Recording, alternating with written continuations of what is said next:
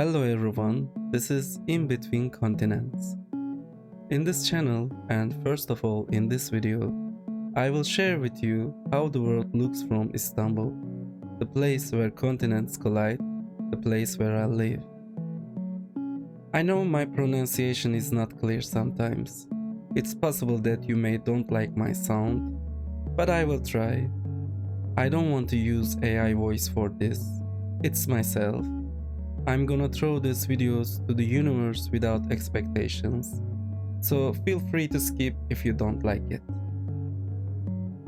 My goal on this channel is to have conversations about life, accompanied by simple, ordinary scenes of Istanbul. From time to time, there will be places outside of Istanbul as well. But my core concept is to look at the world and life from a vantage point where continents and ideas intersect. Conversations on life through a universal lens.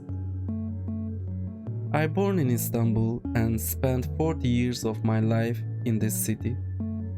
Because of my current job, or thanks to my current job, I cross over to Asia every morning and return to Europe every evening. Istanbul sometimes can be bitter, exhausting and consuming. Yet it's also profoundly beautiful. But in this first video, our topic isn't Istanbul itself.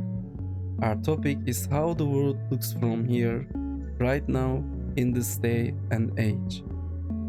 At east of Turkey, I mean Iran, Palestine, Middle East, the world is reeling from war. Instead of moving forward, humanity seems to be regressing. Right-wing ideologies, racism and xenophobia are rising by the day everywhere. Co-opted by social media, societies are turning into mobs of angry trolls. If you ask me, I found the modern human most reminiscent of a parrot. Most of us holds on to an identity at a young age, wears that identity like a social uniform, and then on social media repeat everything deemed fitting for that uniform, just like a parrot. We are living through the death of empathy and the loss of reality.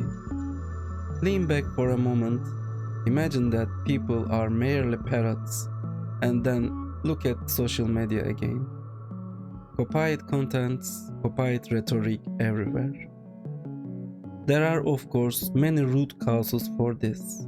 We no longer read books, we stare at the screens more than at life itself, rendering our brains obsolete. In an era like this, leaders are nothing more than the loudest parrots in the room. This is the age of cacophony. Even the algorithms expect us to become trolls to drive engagement. For users of social media, especially on platforms like X, turning into a troll is almost like an evolutionary step. It's adapting to the habitat without even realizing it. The moment a person finds anything to direct their anger toward, they seize it. I don't believe the rise of this troll culture is innocent. When it comes to the masses, anger is the easiest emotion to manipulate. And through that manipulation, it can steer any decision. Well, don't ask what all this has to do with wars. It has everything to do with them. If we hadn't lost our capacity for empathy today, or if our relationship with reality hadn't withered away, we would react to the ongoing suffering with far more genuine emotion. The world wouldn't look toward the direction pointed by crowned parrots. Instead, it would look at the parrot itself and ask, who is this? Do I really need to give names? Besides, even if I did, is it just one person or two? We are witnessing the rise of parrots all over the world. It turns out, Planet of the Apes wasn't what we should have feared. Perhaps we were wiser as primates, or at least we weren't prisoners of our own minds. This nightmare is called the Planet of the Parrots. I know it's easy to speak about life from Istanbul, a city that is safe for now, in a country not at war.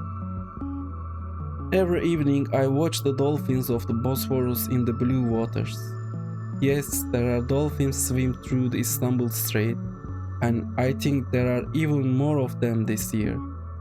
My lenses are not enough to catch them clearly, but they are there. Coexisting is the greatest beauty life offers us. Understanding different people, making room for different species. When you position yourself against the rhetoric of parrots using cliché arguments, they will only see you as another parrot.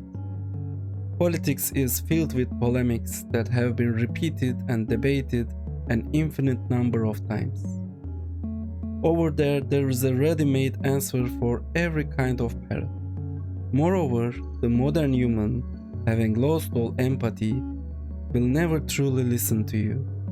People hear what they want to believe. They take it and they use it. This is why in my personal life, I avoid arguments as much as possible. I just let them take what they want. So what do I believe? My faith lies in beauty.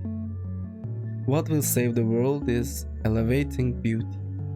Just as a child grows up mimicking what they see most in their parents, we too must show more beauty to those around us. I know this is a highly naive perspective, but in this toxic age, we must look at the simplest beauties again. When you look at the world of criticism today, it is as if we are actively trying to dislike everything. Polluted with constant stimuli, we have pushed our thresholds of satisfaction to such an extreme that any unpretentious piece of content feels like a waste. For instance, a deeply low band releases a new album. It's an album that flows beautifully like pure water, yet we choose to dissect and criticize it. Or if there's a storm of criticism surrounding a movie, we derive a strange pleasure from jumping on that bandwagon. All of this only multiplies the toxic fluids within our system. We no longer have patience even for the ordinary flow of life.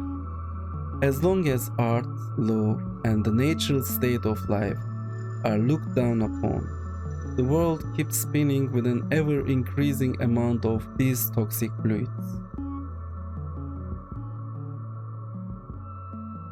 We are microcosmoses in this world. Our impact on life may be limited, but we are still an organic part of it. As the parrots multiply, remaining a rare bird shouldn't stop us from enjoying life.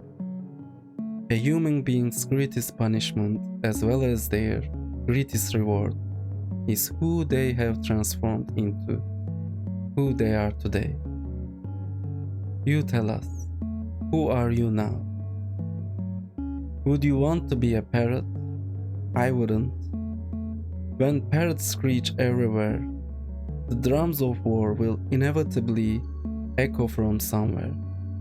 But when a different bird begins to sing in a forest, all the inhabitants of that forest will pause and try to listen, wondering, what is this bird trying to tell us? This is how I look at life from in between continents.